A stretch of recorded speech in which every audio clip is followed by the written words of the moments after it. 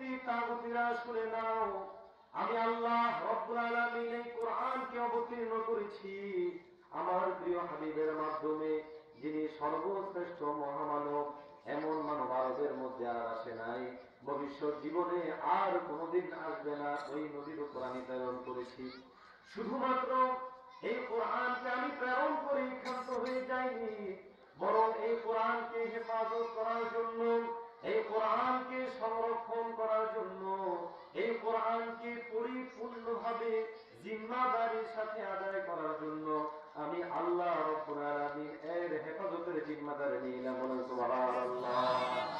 আমার বন্ধুগণ, আল কোরআনকে প্রশ্ন করো, কোরআন, এই কোরআন তোমাদেরকে কে শিখাইল? কোরআন প্রতি উত্তরে বলে আর রহমান আল্লামাল কোরআন খালাকাল ইনসান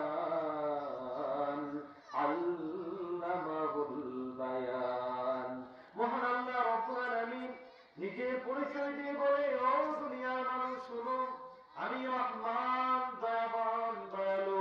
আমি আমার পরিচয় দিচ্ছি এভাবে, আমি সেই মহান সত্তা, যেই মহান সত্তা নিজে কোরআন শিখিয়েছি।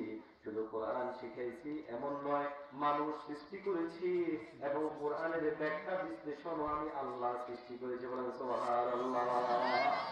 সুতরাং কোরআনকে ধ্বংস করে দেওয়ার জন্য, কোরআনকে বিলীন করে দেওয়ার জন্য ইহুদিরা, নাসারারা, বেঈমানেরা যত চেষ্টাই করুক না কেন, সর্বশক্তিধর আল্লাহর মোকাবেলায় এই কোরআনকে কোনদিন তারা নিস্তারাবোধ করতে পারবে না, শেষ করতে পারবে না।